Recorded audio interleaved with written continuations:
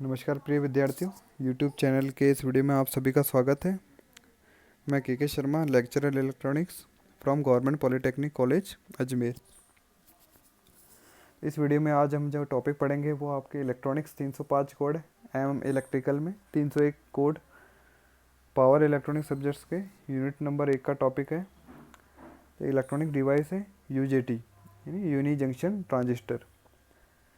Uni junction, uni means single या एक, यानी यहाँ पर एक ही जंक्शन प्रेजेंट है। तो यूजेटी क्या होता है आपके पास? UJT is a 3 terminal single junction 2 layered semiconductor switching device. यानी कोई एक सेमीकंडक्टर स्विचिंग डिवाइस है जिसमें आपके 3 टर्मिनल प्रेजेंट है, सिंगल जंक्शन है, 2 लेयर्ड है। तो नॉर्मली जैसे पीएन जंक्शन डायोड में आपके पास 2 लेयर होती है, पी लेयर टाइप लेयर है, एन टाइप लेयर, और एक सिंगल जंक्शन होते हैं, 2 टर्मिनल होते हैं, एनोड एंड कैथोड। लेकिन यूजेटी का जो हम कंस्ट्रक्शन देखते हैं वो उससे स्लाइटली डिफरेंट रहता है। यहाँ पर हमारे पास 3 टर्मिनल है, 2 लेयर्ड है एंड सिंगल जंक्शन है।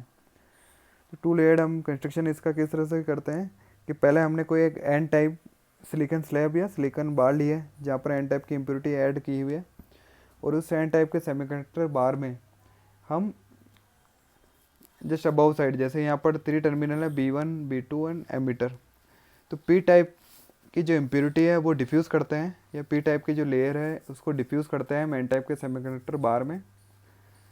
तो यहाँ पर हैवीली डॉप्ड पी रीजन है और यहाँ lightly doped N type region है।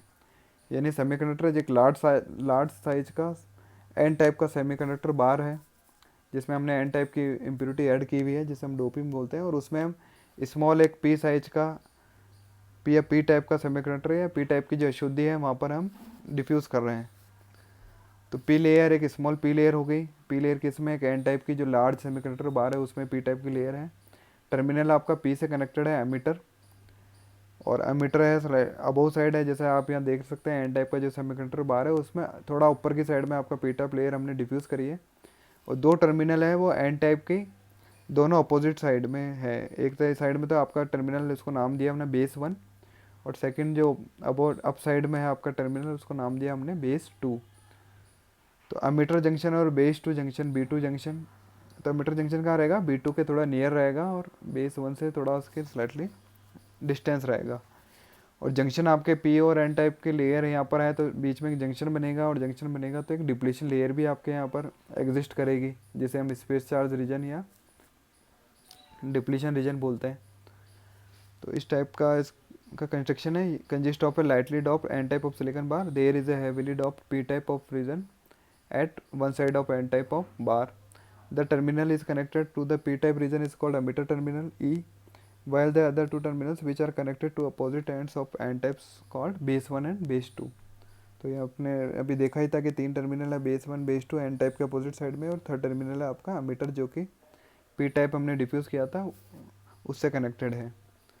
और नॉर्मली हम, क्योंकि यहाँ पर डिप्लीशन लेयर आपके पास बनी हुई है, डिप्लीशन लेयर क्या करेगी? नॉर्मली चार्ज कैरियर को फ्लो होने में रुकावट करती है। रुकावट करती है तो किसकी तरह काम करती है? एक तरह से करंट को फ्लो नहीं होने दे रही है, एक रेजिस्टेंस की तरह काम करती है। तो इस सर्किट को हम अगर इलेक्ट्रिकल इक्विवेलेंट सर्किट से रिप्रेजेंट करते हैं तो किस तरह कर सकते हैं? तो नॉर्मल पीएन जंक्शन है तो उसको तो हमने डायोड से रिप्रेजेंट किया है, जैसे आपका एमीटर टर्मिनल है वहाँ से एक डायोड कनेक्टेड है, पी टाइप और एन टाइप, और बेस 1 और बेस 2 के वहाँ जो रेजिस्टेंस कनेक्ट है उसको हमने नाम दिया RB1 एंड RB2। क्योंकि डिप्लीशन लेयर आपका एक रेजिस्टेंस की तरह काम कर रही है तो उसको हमने रेजिस्टेंस की इक्विवेलेंट सर्किट में रेजिस्टेंस दिया RB1 है RB2, जहाँ RB1 एरो है यानी RB1 आपका वेरिएबल रेजिस्टेंस है जबकि RB2 कोई फिक्स रेजिस्टेंस है। ये भी अब आगे हम देखते हैं। और इसका सिंबल जो होता है यूजेटी का वो सिंबल दिखाया गया है तीसरे चित्र में, जहाँ पर 3 टर्मिनल, एक ammeter terminal B1 and B2, और एरो साइड बता रहा है आपका ये पी चैनल यूजेटी है, और P2 एन साइड आपका एरो किस साइड में जा रहा है? आपका मीटर से बेस 1 की साइड में एरो इंडिकेट किया हुआ है, या P2 एन साइड में आपका एरो इंडिकेट किया हुआ है। इसका ऑपरेशन किस हिसाब से होता है? ये तो इसका कंस्ट्रक्शन था, ये इक्विवेलेंट सर्किट था कि इस तरह से हम इसको यूजेटी को रिप्रेजेंट कर सकते हैं, सिंबल था। अब इसका ऑपरेशन करते हैं। ऑपरेशन करने से पहले यहाँ पर आपके पास 3 टर्मिनल है, तो जो बाइसिंग हम करेंगे या एक्सटर्नल जो बैटरी हम ऐड करते हैं वो आपके दो, एक बैटरी तो टर्मिनल हम ऐड करते हैं एमीटर टू बेस 1, तो उसका मेन टर्मिनल है एमीटर टू बेस 1, उससे हम बैटरी कनेक्ट करते हैं, और एक बैटरी जो कनेक्ट करते हैं हम वो करते हैं बेस 1 और बेस 2 के बीच में, यानी B2 टू B1 एक बैटरी कनेक्ट करेंगे, जिसे रिप्रेजेंट किया हुआ है जैसे यहाँ पर ऑपरेशन वर्किंग में VBB से, जो बेस 2 और बेस 1 के बीच में बैटरी कनेक्ट है, और एक बैटरी कनेक्ट है आपके पास अमीटर टू बेस 1 टर्मिनल से। तो जब हमने, तो यूजेटी का आपका मेन टर्मिनल कौन सा, आपका अमीटर से बेस 1 है। तो सबसे पहले हमने जो ये बैटरी ऐड करी है VBB B2 और B1, और अमीटर वाले जो टर्मिनल है अमीटर से बेस 1 में जो बैटरी कनेक्ट करी है उसमें भी एरो का निशान है, यानी वेरिएबल बैटरी हम करेंगे। तो पहले सपोज करो हमने यहाँ पर अभी कोई सप्लाई नहीं दी है, यानी अमीटर से बेस 1 आपके पास क्या ओपन है, या 0 वोल्ट यहाँ पर अप्लाई किया हुआ है, या ओपन सर्किट है। हमने केवल अभी सबसे पहले सप्लाई देंगे बेस 2 और बेस 1 के बीच में, जिसे यहाँ से रिप्रेजेंट किया हुआ है BB से।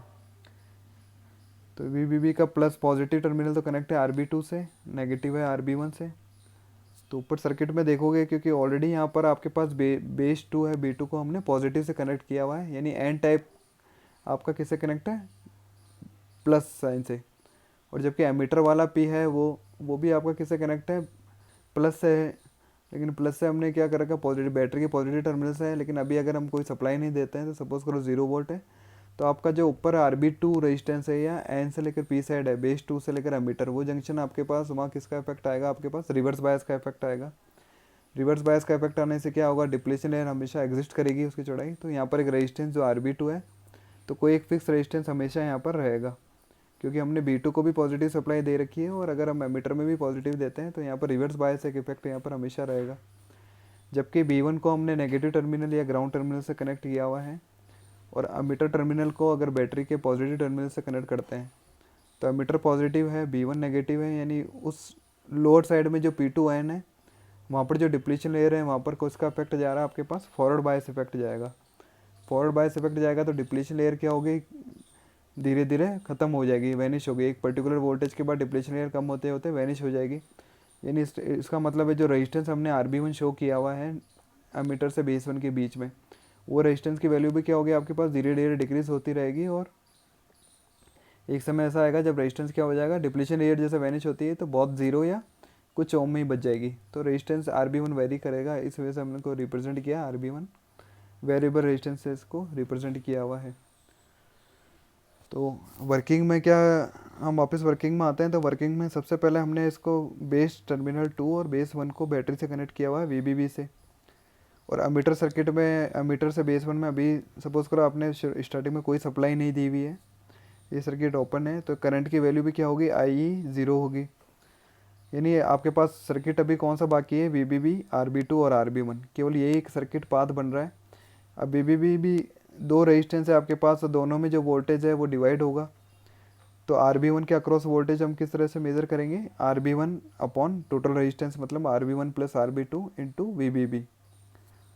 तो सबसे पहले तो ये है कि जो रेजिस्टेंस आपके पास जब तक हमने एमीटर में सप्लाई नहीं दी है, केवल बेस 1 बेस 2 में सप्लाई दी है, तो जो दोनों रेजिस्टेंस है RB1 RB2 वो दोनों मिलके क्या कहलाते हैं, इंटर बेस रेजिस्टेंस RBB। तो उसको हम रिप्रेजेंट किया है यहाँ पर हमने RBB से, यानी RB1 plus RB2 is equal to, जब IE इज इक्वल टू 0, यानी एमीटर सर्किट आपके पास ओपन है, तो इसे बोलते हैं इंटर बेस रेजिस्टेंस, जिसकी वैल्यू रहती है 4 kilo ohm to 10 kilo ohm तक। दूसरा हम देखते हैं VRB1, यानी RB1 के अक्रॉस जो वोल्टेज ड्रॉप हुआ वो कितना होगा, RB1 upon total resistance RB1 plus RB2 into जो अप्लाई वोल्टेज हमने दिया VBB। ऑब्लिक में हमने वापस ये लिखा है कि ये कंडीशन तब है जब I इज इक्वल टू 0, यानी एमीटर सर्किट आपके पास ओपन है। इसको और आगे इस तरह से लिख सकते हैं, VRB1 is equal to RB1 upon RBB into VBB।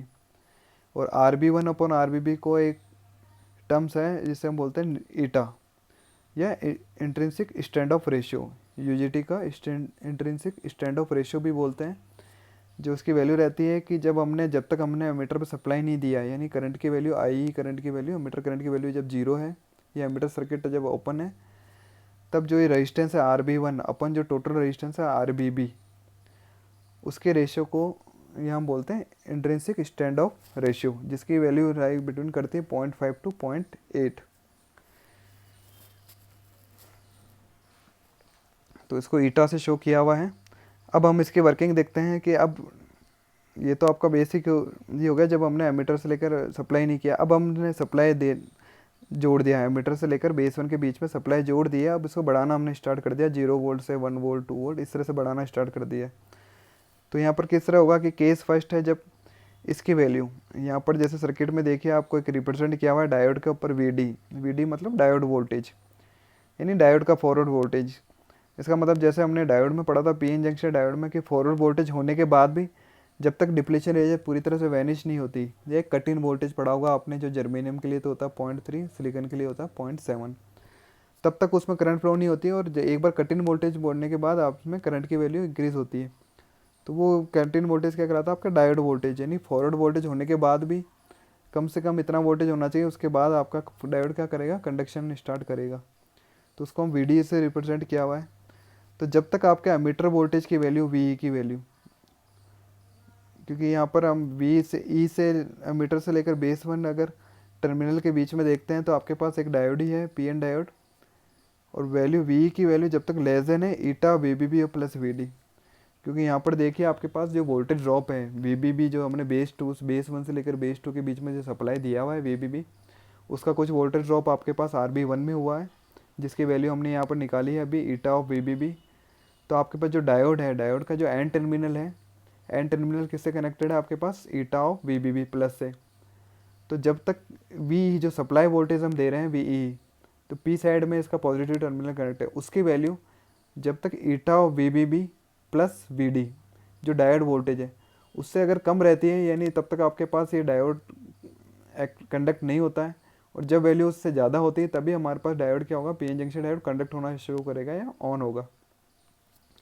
तो केस फर्स्ट यही है कि जब वी की value eta of V B B, यानी जो कि एन साइड में है पॉजिटिव, इसका इतना वोल्टेज का इफेक्ट है, plus V D diode voltage या कट इन वोल्टेज, इसकी वैल्यू लेस देन है, तब तक एमीटर आपके पास जो ये एमीटर से लेकर बेस 1 जंक्शन है उसमें जो डायोड है उसमें कौन सा रहेगा, रिवर्स बायस इफेक्ट रहेगा। यानी emitter to base 1 junction is in reverse biased and small reverse saturation current IEO flow in emitter circuit. और रिवर्स इफेक्ट रहेगा तो एन से लेकर पी में एक जो रिवर्स सेचुरेशन करंट फ्लो होती है, जैसे नॉर्मल हमारे पीएन जंक्शन डायोड में होती है, तो कोई स्मॉल करंट फ्लो होगी जिसको हमने रिप्रेजेंट किया IEO से, यानी small reverse saturation current flow होगी एमीटर सर्किट में। अब यूजेटी इस स्टेट में क्या रहेगा, रीजन ऑफ स्टेट, और इसे हम क्या बोलते हैं, कट ऑफ रीजन। तो यहाँ पर इस रीजन को हम कट ऑफ रीजन भी बोलते हैं। यूजेटी आपके पास क्या रहेगा, ऑफ स्टेट में रहेगा। अब यह है कि जब स्टेप बाय स्टेप वोल्टेज को हम बढ़ा रहे हैं, हम धीरे धीरे जब वी सप्लाई दे रखी है उसको हमने धीरे धीरे अब और इंक्रीज़ किया। इंक्रीज़ करने के बाद जब इसकी वैल्यू वी की वैल्यू इसके बराबर हो गई, eta of V B B plus V D के बराबर आ गई, यानी डायोड फॉरवर्ड वोल्टेज भी हो गया, फॉरवर्ड बायस भी हो गया, फॉरवर्ड बायस होने के बाद कट इन वोल्टेज तक की भी इसकी वैल्यू पहुँच गई। तब हमारा अब क्या हो जाएगा, ये डायोड क्या हो जाएगा, जो पीएन जंक्शन है वो फॉरवर्ड बायस में आ जाएगा, becomes forward bias, emitter to base 1 junction becomes forward bias, और यूजेटी स्टार्ट्स कंडक्शन, यानी यूजेटी अब कंडक्शन होना या स्टार्ट कर देगा, कंडक्टिंग स्टार्ट कर देगा। ये यानी अब ऑफ स्टेट से हमारे पास कहाँ चेंज हो गया, ये ऑन स्टेट में चेंज हो गया। तो ये जो वैल्यू है eta V B B plus V D, उसको हम किससे रिप्रेजेंट करते हैं, और वी पी से, यानी वो इससे बोलते हैं पीक पॉइंट वोल्टेज और स्टैंड ऑफ वोल्टेज। तो इसे रिप्रेजेंट किया जाता है पीक पॉइंट वोल्टेज और स्टैंड ऑफ वोल्टेज से। पीक पॉइंट ये क्यों है, क्योंकि इसके कैरेक्टरिस्टिक में हम देखेंगे कि कैसे क्यों इसका नाम पीक पॉइंट पड़ा है। अब केस थर्ड है कि जब V की वैल्यू हम इससे और ज़्यादा बढ़ा रहे हैं, क्योंकि हम स्टेप बाय स्टेप जो वोल्टेज अप्लाई कर रहे हैं एमीटर टू बेस 1 टर्मिनल पे, उस वैल्यू को हमने थोड़ा सा और इंक्रीज़ किया है, और इंक्रीज़ किया है, यानी eta V B B plus V D से और इंक्रीज़ किया। तो क्या होगा, और इंक्रीज़ करने से क्या होगा, जो डायोड का एमीटर से लेकर बेस 1 जंक्शन है, क्योंकि यूजेटी का जो मेन टर्मिनल है कौन से आपके, एमीटर टू बेस 1 में आपका कंडक्ट करती है यूजेटी। तो ये वाला जो टर्मिनल है एमीटर से बेस 1, वो आपका क्या होगा, मोर फॉरवर्ड बाय, जितना ज़्यादा हम वैल्यू करेंगे उतना ज़्यादा इसमें फॉरवर्ड बायस इफेक्ट आएगा, और डिप्लेशन लेयर क्या हो जाएगी, एक तरह से ख़त्म हो जाएगी या वैनिश हो जाएगी इस रीजन में, एमीटर टू बेस 1 के रीजन में। तो जो आपका रेजिस्टेंस है RB1, जो कुछ पहले किलो ओम में था, उसकी वैल्यू घट के अब फ्यू फॉर्म्स या लगभग 0 ओम के बराबर, या 4 ओम 5 ओम या 10 ओम फ्यू फॉर्म्स रह जाएगी, यानी रेजिस्टेंस की वैल्यू तो डिक्रीज़ हो रही है। अब एमीटर से बेस 1 जंक्शन में और करंट की वैल्यू क्या हो जाएगी आपके पास, इंक्रीज़ कर रही है। और देखते हैं कि इस वजह से इसको वेरिएबल रेजिस्टेंस दिया, तो यहाँ पर कौन सा रीजन कहलाता है, ये negative resistance reason. Negative resistance क्यों, क्योंकि रेजिस्टेंस की वैल्यू क्या होगी आपके पास, डिक्रीज़ की जा रही है। तो once conduction is establish at V is equal to V P, the emitter potential V starts decreasing with the increase in emitter current. और आपके पास जो एमिटर वोल्टेज है वी मैंने जैसे यहाँ से टर्मिनल प्लस वी से लेकर माइनस ऑफ जो बेस वन टर्मिनल है उसके बीच में अगर मैं मेज़र करता हूँ वी को, तो वी क्या मिलेगा आपके पास, क्योंकि रेजिस्टेंस की वैल्यू क्या होगी, पहले कुछ में थी लेकिन रेजिस्टेंस की वैल्यू अब हम सपोज करें कि बहुत कम होके लगभग अगर जीरो के अक्रॉस हो गई, तो वी कितना रह जाएगा, रिड्यूस हो के केवल वी डी के बराबर रह जाएगा। तो लगभग जीरो, या वी कहाँ तक रिड्यूस होगा, वी डी तक रिड्यूस होगा। तो इस वाले रीज़न में आपके पास एक्चुअली हो क्या रहा है, तीन चीज़ें हो रही है। करंट की वैल्यू तो आपके पास बढ़ रही है क्योंकि एमीटर से लेकर बेस में जंक्शन आपके पास forward bias more forward bias बन रहा है, धीरे धीरे डिप्लीशन रही है, रिड्यूस हो गई और करंट की वैल्यू बढ़ गई। तो करंट की वैल्यू बढ़ रही है, रेजिस्टेंस की वैल्यू घट रही है, और जो एमीटर से बेस वन जंक्शन के अक्रॉस अगर वोल्टेज मेजर कर रहे हैं तो वो भी आपका क्या हो रहा है, रिड्यूस हो रहा है। तो वोल्टेज रिड्यूस हो रहा है, करंट की वैल्यू बढ़ रही है, और आर इज इक्वल टू क्या होता है, वी अपॉन आई। तो रेजिस्टेंस भी आपका घट रहा है, तो इस रीजन को हम बोलते हैं नेगेटिव रेजिस्टेंस रीजन। तो पहले तो रीजन था आपके पास cut off region, cut off region के बाद आ गया नेगेटिव रेजिस्टेंस रीजन। अब वी की वैल्यू घटते घटते कितनी तक घट जाएगी, रिड्यूस कहाँ तक हो जाएगी, जैसे इस सर्किट में हमने देखा, तो कम से कम ये वी डी तक पहुँच जाएगी इक्वल टू, और वी के पास वी डी तक पहुँचेगी, यानी कैरेक्टरिस्टिक में देखेंगे कि इसका जो emitter to base one terminal के अक्रॉस जो वोल्टेज है उसकी वैल्यू जो पीक पॉइंट तक पहुंचा हुआ था, eta of V B B plus V D तक जो वैल्यू पहुंची हुई थी, उस वैल्यू की वैल्यू अब डिक्रीज़ हो के कहाँ पहुंच जाएगी, अब वापस रिड्यूस होकर वी डी तक पहुंच जाएगी। और जो लोअर पॉइंट है उसे हम बोलते हैं वैली पॉइंट वोल्टेज। तो पीक पॉइंट से लेकर वैली पॉइंट वोल्टेज तक इसकी वैल्यू पहुँचेगी नेगेटिव रेजिस्टेंस रीजन में। और उसके बाद हमारे पास यूजेटी की वर्किंग क्या होगी, सेचुरेशन रीजन में। यानी उसके बाद वोल्टेज तो आपका घट ही चुका है और करंट की वैल्यू बढ़ रही है, नहीं करंट की वैल्यू बढ़ती रहेगी, तो एक तरह से आपका यूजेटी किस में आ गया, आप सेचुरेशन रीजन में आ गया। तो यहाँ पर देखिए कि हम अब कैरेक्टरिस्टिक ये देखते हैं इसकी। तो कैरेक्टरिस्टिक में इसमें ध्यान रखना कि जो एक्स एक्सिस है उसको तो हमने शो किया हुआ आई यानी एमीटर करंट से, और जो वाई एक्सिस है उसको शो किया हुआ हमने emitter to base one voltage यानी वी से। तो स्टार्टिंग में जब एमीटर वोल्टेज वी उसकी value eta of V B B plus V D से कम थी, यानी आपका जो डायोड था या पी से लेकर एन जंक्शन जो था वो आपका रिवर्स बायस में था, यूजेटी आपका कट ऑफ रीजन में था, और स्मॉल रिवर्स सेचुरेशन करंट यानी करंट की डायरेक्शन रिवर्स में थी और स्मॉल से करंट थी, तो आई ई ओ हमने जैसे दिखाया हुआ है। तो एक्स एक्सिस में वोल्टेज तो पॉजिटिव है वी, लेकिन आई आपके पास क्या नेगेटिव एक्स एक्सिस में है, तो आई ओ इतनी करंट फ्लो होगी।